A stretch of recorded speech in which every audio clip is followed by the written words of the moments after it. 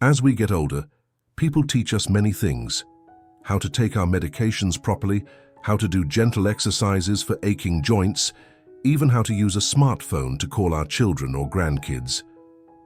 But there's one thing no one really teaches us: how to be alone and still feel whole. Not lonely, not forgotten, but full and grounded in our own presence. Most people assume that living alone in later life is something to be sad about, but the truth is very different. Being alone doesn't mean being abandoned. Sometimes it's the moment you finally come home to yourself and live the way you've always wanted to. This video doesn't promise to make you feel joyful all the time or erase every quiet ache in your heart. What it offers is something deeper, a way to see solitude not as something to escape, but as something to embrace.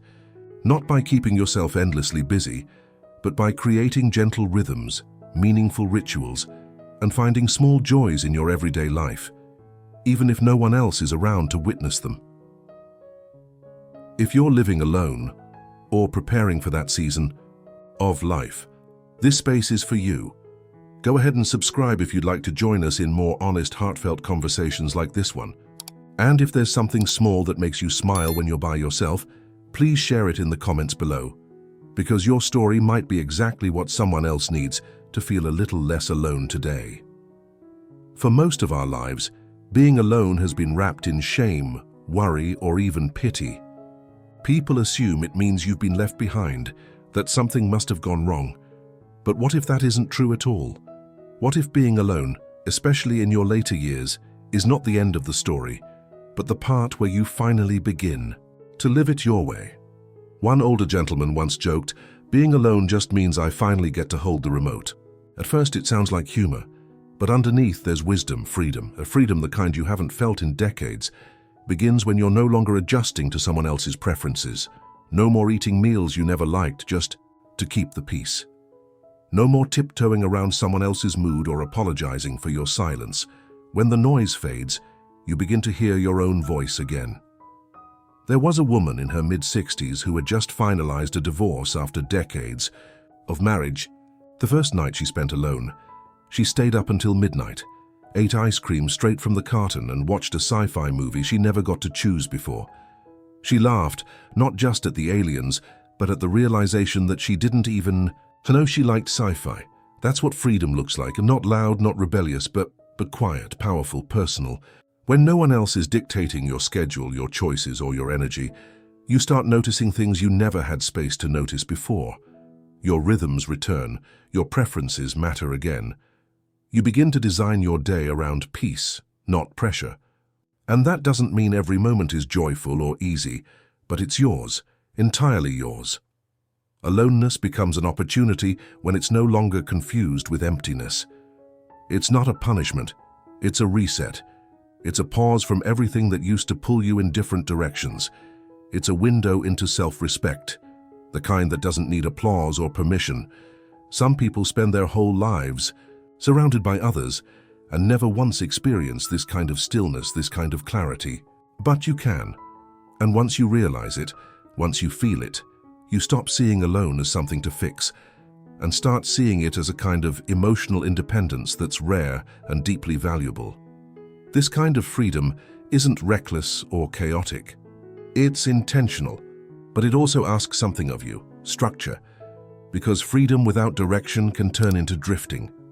That's why the next step is so important, creating a gentle rhythm to your mornings that anchors you in purpose, one quiet moment at a time. There's something sacred about the early hours, especially when the house is quiet and the world hasn't yet demanded anything of you. In younger years, mornings might have been filled with alarm clocks, hurried breakfasts, or the noise of other people's needs. But now the silence you wake up to doesn't have to feel empty. It can feel like a warm invitation to be still, to be present, to simply be. One older gentleman once said that every morning he brews his coffee in an old tin pot, sits by the window, and writes one line of poetry. Sometimes it's good, often it's not. But that's not the point. He does it because it reminds him that the day has begun and that he is still here, still choosing to begin again. For someone else, it might be as simple as turning on a record player and letting old jazz notes fill the room while the tea steeps. or sitting by the window and doing absolutely nothing but watching the light change on the curtains. The activity itself doesn't matter. What matters is the presence you bring to it. A small, repeated act that says, "This moment is mine." Because when you live alone, it's easy for the hours to blend into each other. A morning routine, no matter how quiet, becomes a boundary between yesterday and today. It tells your mind that life is still moving forward, that you are still part of that movement. There's strength in doing something simple with intention, boiling an egg, stretching for 2 minutes before your feet touch the floor, or lighting a candle while you eat breakfast. These may not sound like much to the outside world, but to your nervous system, to your emotional center, they speak of safety, structure, and calm. They ground you in something real. They offer emotional stability, without noise or pressure. In a world that often tells older adults to either keep up or be forgotten, your slow and steady morning can be an act of quiet rebellion, a declaration that your time, your energy, and your peace still matter. And as you lean into these peaceful beginnings, something beautiful starts to happen. You stop waking up to avoid and start waking up to yourself. There's comfort in that, even if no one else notices. Because you notice. And sometimes that's enough. A calm morning doesn't fix everything, but it does give you a base, a soft place to stand before the rest of the day unfolds. And once you've built that sense of presence into your start, you begin to think differently about the rest of your space, which brings us to what comes next. Not just how you start your day, but where you spend it, and how to make that space reflect the life you deserve. Your home doesn't need to look like a magazine spread. It doesn't need perfect lighting, designer furniture, or matching curtains.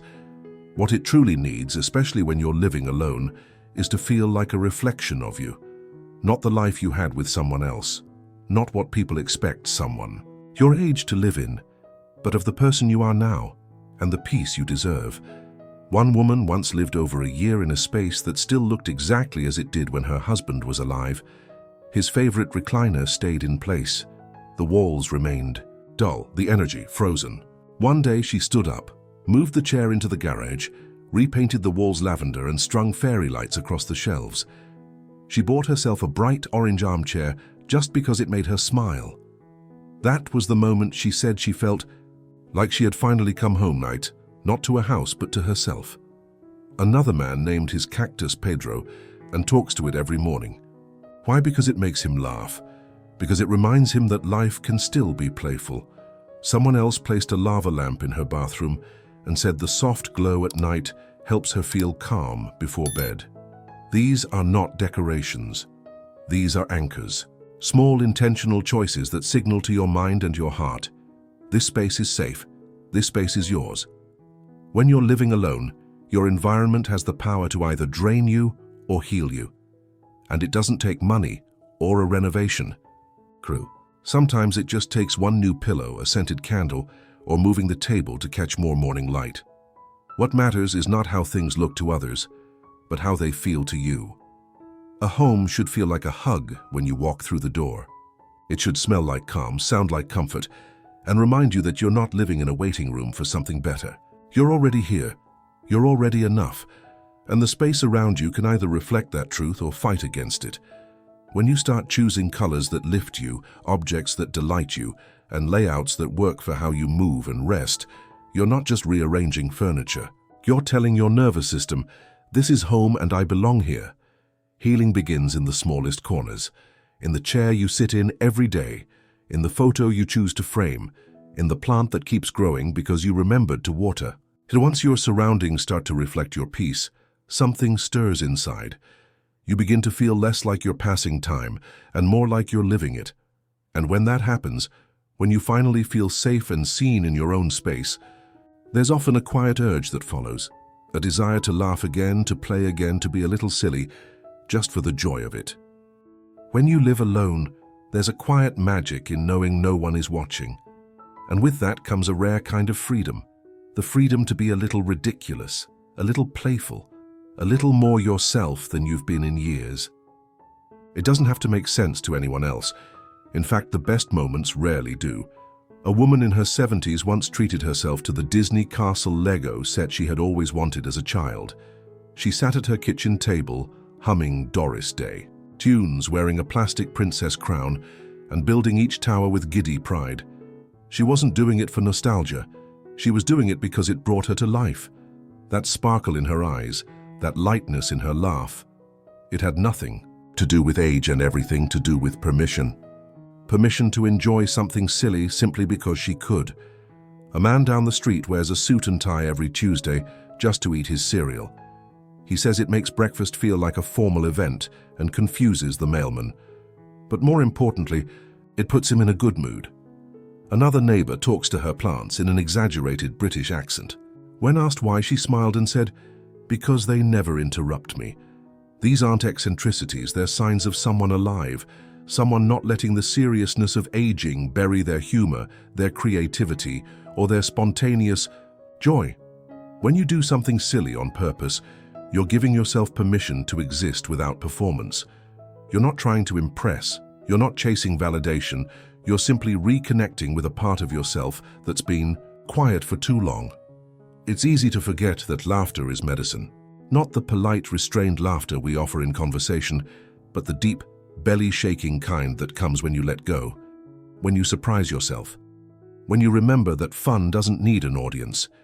Living alone offers this rare opportunity, the chance to rediscover joy that isn't filtered through someone else's expectations. You don't have to justify mismatched socks, singing out loud while doing dishes, or talking to the TV characters as if they were friends. These moments may seem trivial, but they carry a powerful truth. You are still capable of delight, of play, of lightness. And that's no small thing. In a world that often expects older adults to become quieter, more serious, more invisible, choosing joy, even the strange kind, is an act of self-respect. It's a way of saying, I'm still here, I'm still me. But as much as joy can wake you up from the inside, sometimes it's not laughter that revives us. It's connection. Not always with people, but with something or someone.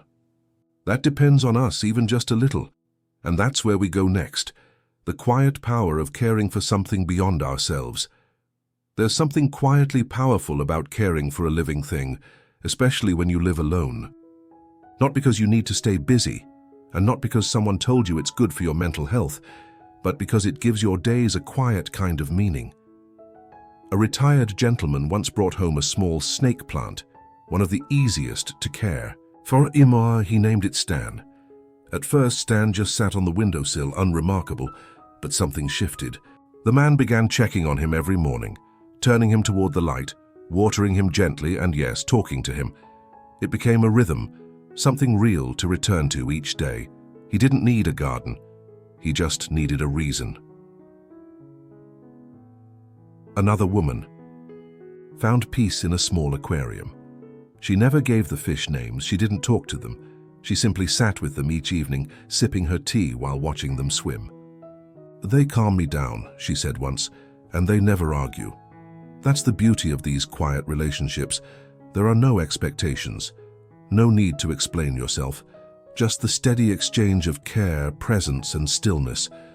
And when something relies on you, even something tiny, you begin to feel more rooted in the flow of life.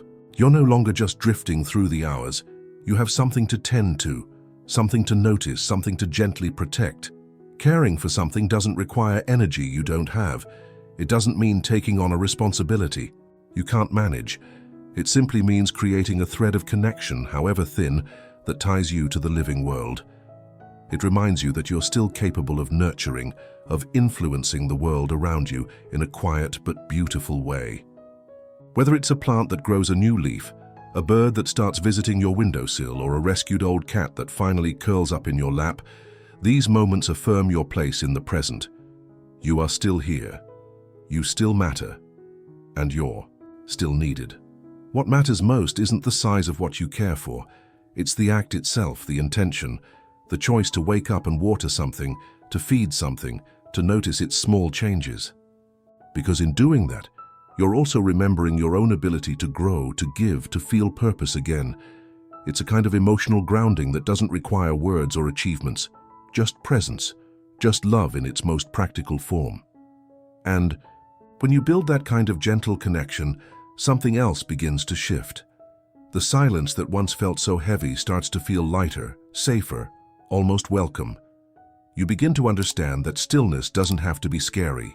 It can be sacred. And that's what comes next. The moment you stop running from the quiet and begin to truly hear yourself in it. Silence has a strange way of creeping in. At first, it can feel like a heavy fog, thick, unsettling, filled with reminders of what's missing. Many older adults admit they keep the television on from morning to night, not because they're watching, but because the noise keeps the stillness at bay. That hum, that background chatter, becomes a kind of emotional shield.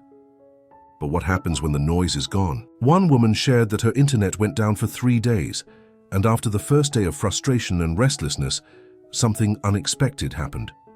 She began to hear her own thoughts again.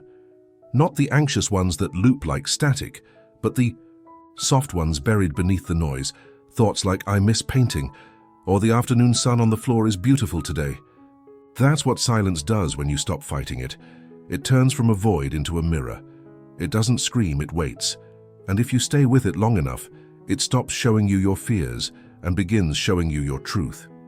In a world that rewards busyness and constant motion, choosing to sit with silence becomes an act of emotional strength.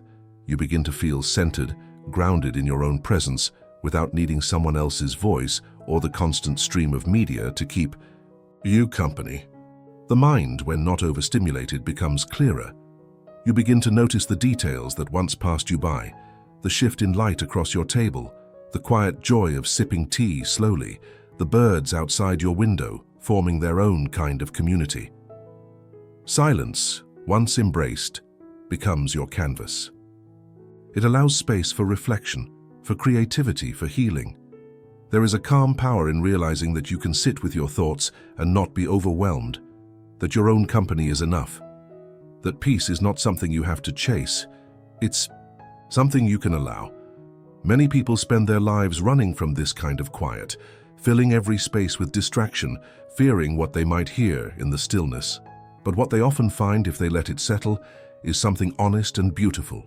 Silence doesn't take from you. It gives you back to yourself. And in that space where nothing external is demanding your attention, you discover energy. Not the kind that pushes or strains, but the kind that steadies. The kind that allows you to breathe without urgency, to rest without guilt, to feel whole without explanation. When you make peace with silence, you unlock a kind of emotional clarity that noise can never offer. You no longer fear the quiet, you crave it. And that craving becomes a compass, guiding you toward a life not just of solitude but of presence. And when you reach that point, you realize something profound. Being alone never meant you were lost. It meant you were finally free to listen to what truly matters. In a world that often confuses being alone with being lonely, this video reminds us that solitude can be a doorway, not a dead end. After 60, life doesn't shrink unless we let it.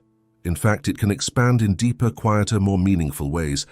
When you create gentle routines, surround yourself with things that reflect your spirit, and embrace the silence instead of running from it, you begin to understand emotional independence on a whole new level. You're not just existing, you're living with intention, with calm, and with the kind of self-respect that doesn't need applause. Whether it's nurturing a small plant, dancing in your kitchen, or simply learning to enjoy your morning coffee slowly, these are not minor details. They are powerful emotional grounding habits that bring clarity, peace, and a sense of purpose back into daily life. If this video sparked something in you, a memory, a new idea, or even just a moment of comfort, we'd love to hear it. Share your story in the comments below and let others know they're not alone in this journey. And if this helped you in any way, don't forget to like the video and subscribe for more simple, peaceful ways to thrive after 60.